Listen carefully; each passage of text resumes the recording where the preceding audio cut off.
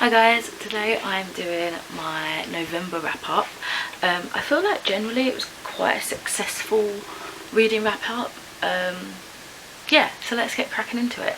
So again, just a little bit of data, I guess, before we crack into the actual reviews. The books that I was in the middle of before starting the month is of course Folklore, Myths and Legends of Britain. I haven't been picking that up for the last like year or so. War Girls by Tochi Onibuchi, I was on chapter 15. Conspiracy Theories by Will Bryan, I was on just page 102. They're not really like proper chapters in that. And A House of Ghosts by W.C. Ryan, I was on chapter 15. I haven't picked up any NetGalley books at all this month, which I think is the first month where I haven't actually read any NetGalley books, which is crazy. And I actually haven't been reading any ebooks at all, which is different. I have been taking part in a readathon called Clear Your Shit, which is ongoing across November and December, and I took part in 2 buddy reads. One of them is for To Sleep in a Sea of Stars, which is going across November and December as well, and one of them is for the Novice, which was just for this month. So those are those details. I think as I talk about some books, if they check off any of the quests for the Clear Your Shitathon, I've spoken a little bit about that in a different video if you want to check that out or find the Twitter. I'll just tell you what that what prompt that was for as well. What else?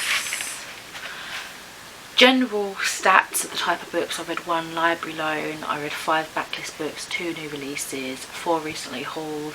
Quite a lot of the genres do overlap, so it does get a bit confusing here, but generally, very loosely, I read 2 middle grade, 2 YA, 3 adult, 4 fiction, 2 poetry, 2 sci-fi, 1 fantasy, which is crazy because I'm more of a fantasy reader, and 2 thriller/mystery. Again, that's like 1 book for a few different genres, if that makes sense, so it does get a bit confusing there. I never know how to best do that. I've pretty much read every day, I believe. I do need to finish off my page tracker, except for the 7th.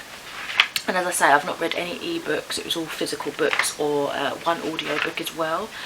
And yeah, I believe that is it for the actual stats and stuff like that. I've only got a very little amount of charge on my camera, so I'd best carry on quick. So the first book I read was A House of Ghosts by W.C. Ryan. This I gave it 3 stars. It came out on the 4th of October 2018. So it's like a supernatural murder mystery kind of situation. I feel like it's YA, but basically it's also historical fiction. I don't know why I didn't write that down. Historical fiction published by Zafre Publishing, about it's basically like a haunted house kind of story. So it's sort of staged around the First World War, winter 1917, as the First World War enters its most brutal phase back home in trying to get my pen. Back home in England, everyone is seeking answers to the darkness that has seeped into their lives. At Blackwater Abbey, on an island off the Devon coast, Lord Hyman has arranged a spiritualist gathering to contact his 2 sons who were lost in the conflict. But as soon as his guests begin to arrive, it gradually becomes clear that each has something they would rather keep hidden. When a storm descends on the island, the guests find themselves trapped. Soon one of their numbers will die. For Blackwater Abbey is haunted in more ways than one. So it is basically like a ghost telling a seance happens, and just to try and find find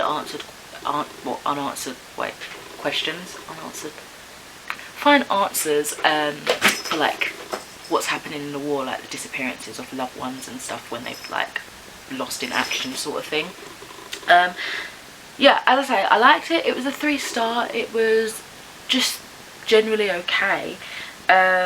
It's definitely one of those enjoyable kind of cozy murder-esque sort of books. I definitely favoured the perspectives of Kate and Donovan more than anyone else. There's quite a few different perspectives in this. I want to say at least 4 or 5 or so. Like, there's not too many, but there were definitely those I preferred over than others. And I'm happy that I didn't guess the whodunit kind of climax of the story, which was nice.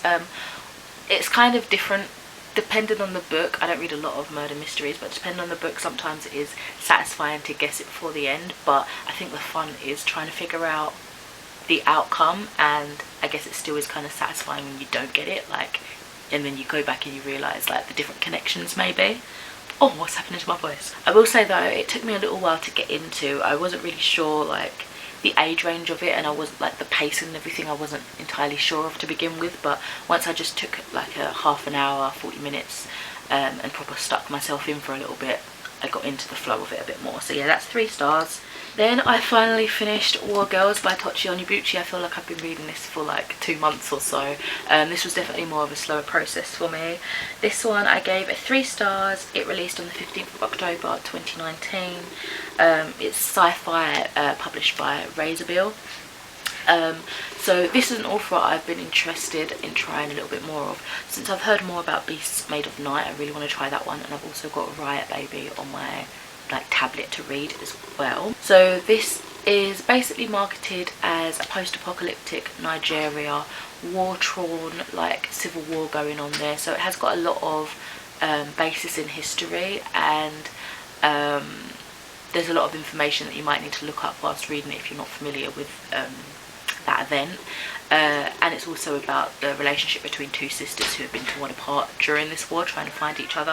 I will say it's not the most heartwarming story of sisterhood that I expected and that I feel like it's kind of marketed as, but I definitely love where the story did go, especially that it was embedded with such a rich history as well. There were a hell of a lot of twists that I was not expecting for this, and I really enjoyed that there was some LGBT themes that didn't feel forced in any way. So yeah, I loved that representation.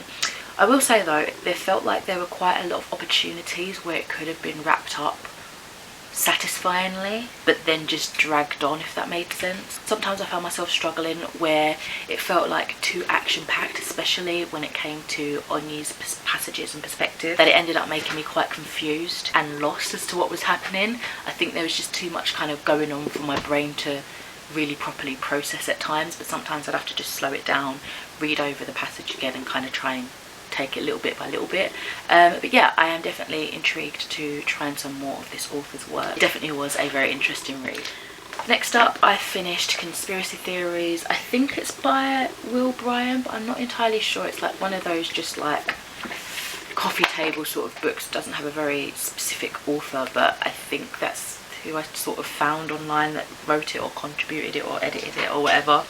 This one I also gave it 3 stars. It was released in 2018, non-fiction by Igloo Books.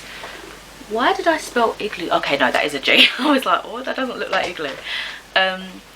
This one also took me a while to read. I thought it would be quite quick because it's like generally small and it's written almost like little articles sort of thing, but it was just a bit dry at times. I did enjoy the chapters called Out of This World, Hoaxes and Relatively Religious, but most of the content honestly didn't really interest my specific desires going into a conspiracy theory kind of book. I felt like there were too many topics interwoven in this and that they were too brief. I feel like maybe if they had condensed what they were talking about and explored some of those theories a little bit more in detail, it would have been more of an interesting read. And I also felt the design, just for my personal aesthetic, was very over the top and a bit cluttered.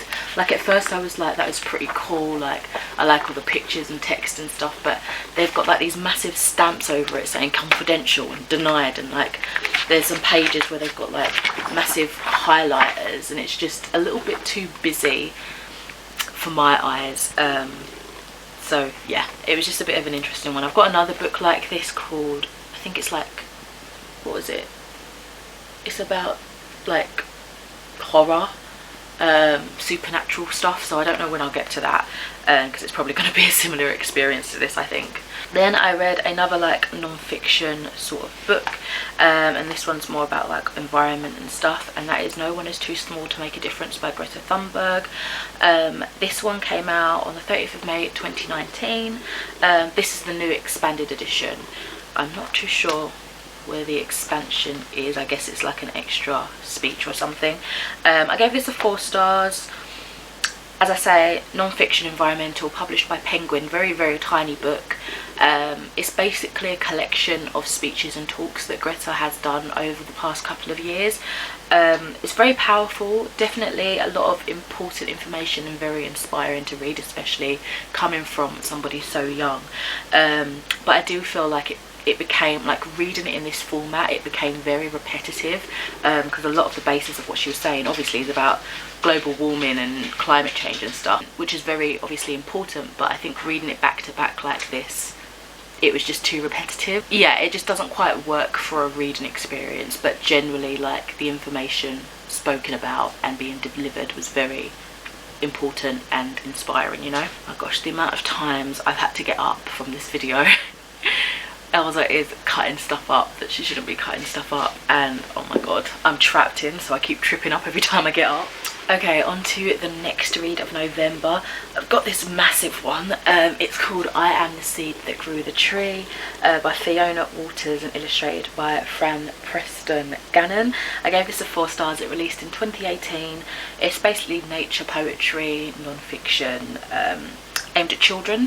And yeah, it's published by Nosy Cow. Quite a few of these publishers I've not heard of before, so it's pretty cool to word in that perspective. Oh my god, beautiful. Beautifully illustrated, beautifully presented. Enjoyed pretty much all the poems. I don't have anything really negative to say. I'll show you a few of the illustrations. Oh my god, imagine reading this to like your children or nieces or nephews or something, like amazing, or like in a class setting or something like that. It's basically a poem for every day, like a nature poem for every day of the year, so they're broken down into months, and then you can sort of find your birthday and read that poem, or you know, it's just really a lovely book. I'll read maybe one poem that I really liked. I'll just choose one at random. I've got all these tabs for all the poems that I really like. Some of them I've heard before, some of them were new to me. They're basically any poems that have already previously been mentioned, like they haven't just been created and curated for this book, which is what I originally thought, but no, they're just any sort of poems to do with nature, and then they've chosen a day to stick them on. So let's see, let's read this one, April the 11th. I sometimes think I'd rather crow. It's an anonymous author, they don't know who did it. I sometimes think I'd rather crow and be a rooster than to roost and be a crow, but I don't know. A rooster, he can roost also, which don't seem fair when crows can't crow, which may help some. Still, I don't know. Crows should be glad of one thing though, nobody thinks of eating crow, while roosters, they are good enough for anyone unless they're tough. There are lots of tough old roosters though, and anyway, a crow can't crow, so maybe roosters stand more show. It looks that way, but I don't know. And this is the little illustrations for it across the page. It's amazing, such a beautiful book. I realise I've not actually told you any of the prompts that I had read these books for, so if I remember, I'll do it at the end. It's like an awkwardly long video. I know it's going to be awkward to edit as well because I keep having to jump up and stop Elsa from terrorising the place. Let's do August the 8th, and this is called Days by Brian Moses. Days fly by on holidays, they escape like birds released from cages. What a shame you can't buy tokens of time, save them up and lengthen the good days. Or maybe you could tear out time from days that drag, then pay it back on holidays, wild days, days you wish would last forever. You could wear these days with pride, fasten them like poppies to your coat, or keep them in a tin like sweets, a confection of days, to be held on the tongue and tasted, now and then. What a beautiful, I really like that poem. And that's the illustration. So yeah, it's a beautiful book, something that would be lovely to display as well and just flick through when you want a little bit of poetry in your day. So obviously you can read it like as if you're doing it every day, or like me, I just busted it out in a couple of days and just read them back to back. It depends what sort of experience you want, I guess, but I really enjoyed that one. Then I listened to Lana Del Rey reading her poetry called Violent Bent Over the Grass Backwards. This one released on the 28th of July of this year, poetry non-fiction, and I gave it 5 stars. I absolutely adored this, and I think it's released by Simon & Schuster. You can get like a vinyl of it, and the actual poetry book as well, I believe.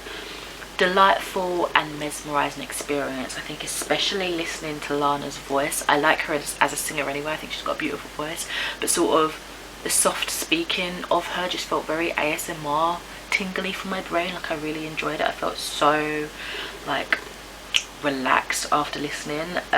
Some of my favourites are LA, Who Am I to Love You, Paradise is Very Fragile, and Never to Heaven. I do think though that the background music provided in the audiobook was a little bit loud at times. I feel like it drowned a little bit of Lana's voice out. I think it could have been a little bit softer, sort of crescendoing at ample moments rather than being kind of loud like consistently. But yeah, I really like that, and I would love to own a copy of the vinyl and the poetry book. I think it'd be a really lovely addition for a collection piece. Then I read My Sister the Serial Killer by Oyinkan Braithwaite. I always struggle somehow saying the name, but this one I gave 4 stars. I feel like I've spoken about this quite a lot in videos of late. It released in 2018. It's a thriller, contemporary, literary kind of fiction, published by Doubleday, which I believe is a division of Penguin. So this is just brief because I've spoken about it so many times, I feel, but it's about 2 sisters, Ayoola and Karade, and basically Ayoola is a serial killer, basically, and Karade is constantly at her sister's sort of beck and call in that regard, cleaning up her mess and trying to make sure that she doesn't get into trouble or go to prison. She keeps, Ayoola this is, keeps getting boyfriends and murdering them, saying that it was in self-defense and stuff. So it is, like, I feel a satirical kind, wait, is it satirical? I struggle with saying that word. It's a satire sort of thriller. It's funny, I think, but it's also more of like a bit of a character study on the 2 sisters and kind of what led them to behave in this way, why Ayoola sort of murders and why Karade sort of just lets it happen. And yeah, it's not like explicitly said this is why they are, because obviously like other things contribute to life, but you can kind of get an idea that they might be a little bit not quite right because of situations that you sort of learn about in this book. It was very quick paced, and I did enjoy the plot. I found it interesting, and again I enjoyed reading the relationship between the 2 sisters, and the lengths that the older sister will go to protect her sibling. Oh no, my battery's flashing at me now. I do feel like the ending though was very dissatisfying. It was too open-ended for me. I'm going to be back in a second. I'm just going to charge this up a little bit. Hopefully that will be enough and I'll return. Okay, so I've had a little bit of breakfast. I charged the camera up for a little bit, so hopefully, you know, we're both energised, me and the camera. Let's continue on. I've not got too many books here to talk about now. I think I've got like 4 left. So where did we finish off on? So the other book that I read, or the next book rather, was The Sleeper and the Spindle, which I've been wanting to read for so long. I think I picked this copy up this year, but it's generally been on my TBR for a while. This is by Neil Gaiman and it's illustrated by Chris Riddell, and I love them as a combo. Yeah, so beautiful illustrations. It's basically like a retelling of Sleeping Beauty. Of course now Elsa started to create again and she's being silly. She calmed down when I was eating, and now that I'm filming again she's like, let's fuck shit up. As you can hear, this originally was published the 3rd of May 2014. It's YA, fairy tale retelling, and possibly LGBT.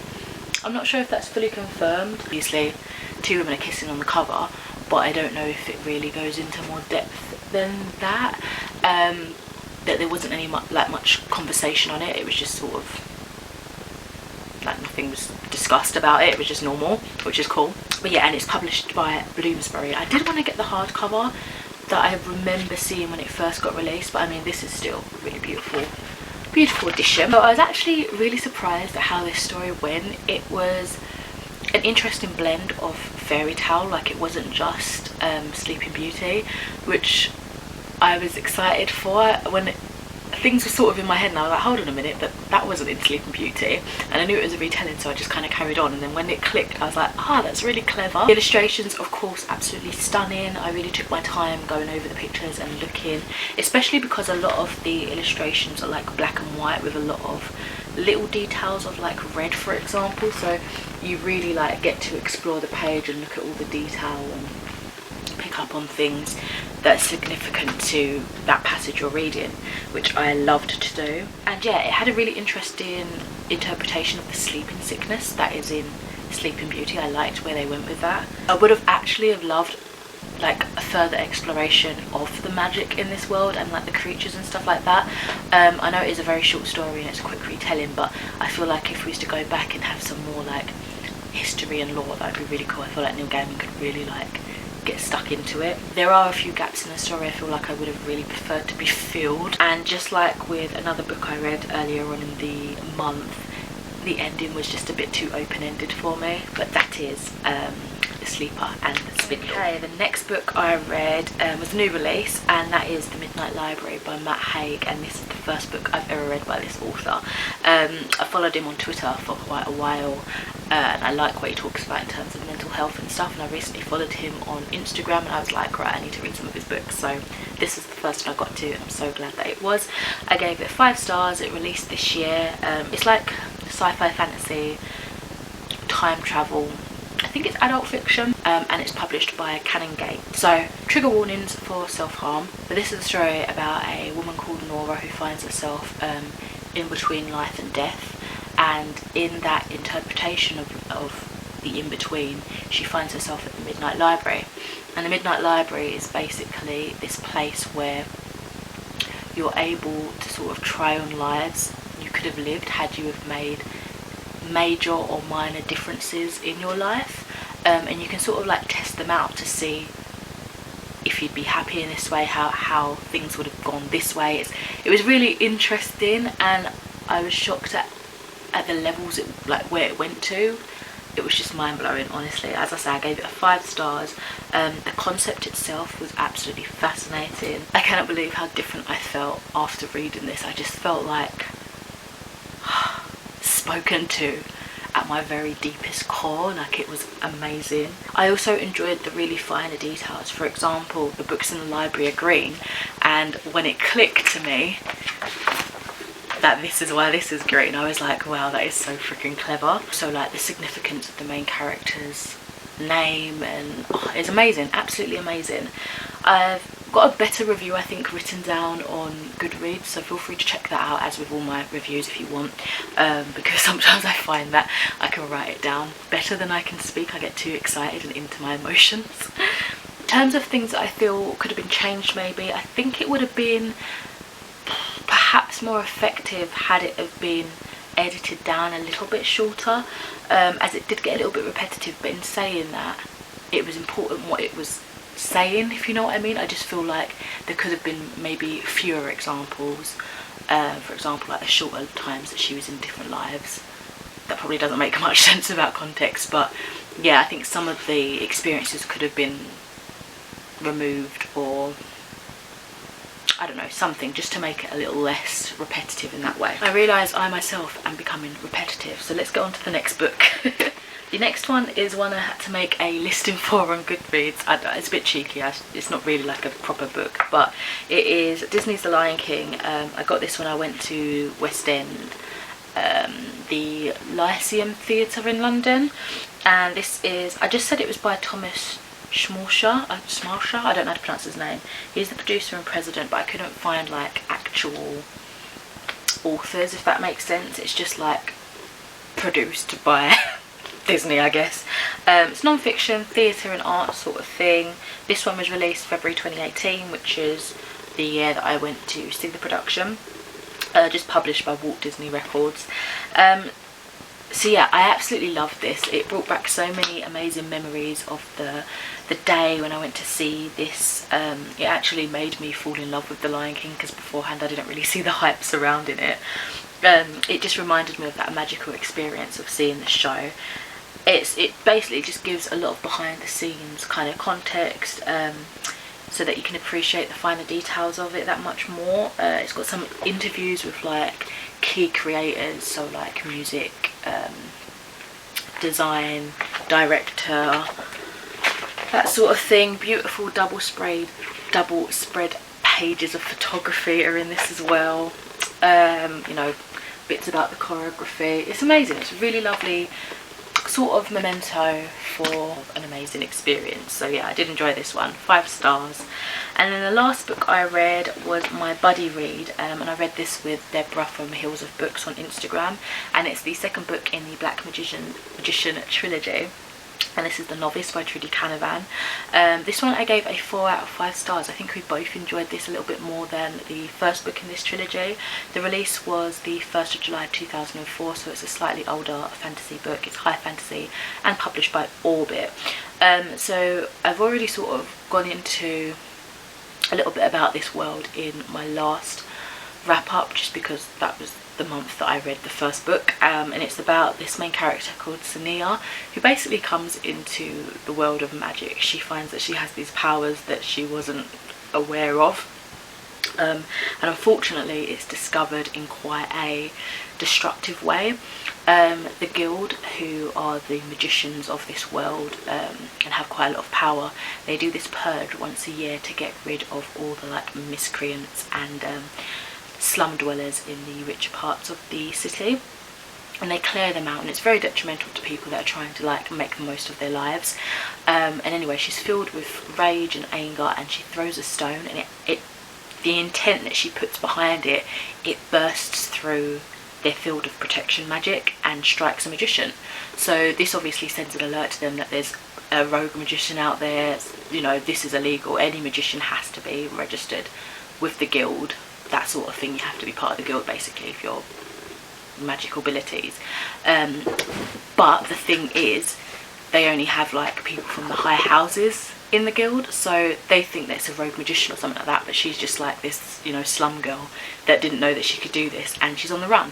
The sequel obviously expands on that more. It's more about her learning to control her power and things like that, and it has got a magical school setting in it. So I really enjoyed seeing the magician kind of politics develop in this book. I loved exploring the world of wider regions of this world, as well as the more inner workings of like a magical school setting and the hierarchy within that factor. And I also really enjoyed seeing some new perspectives.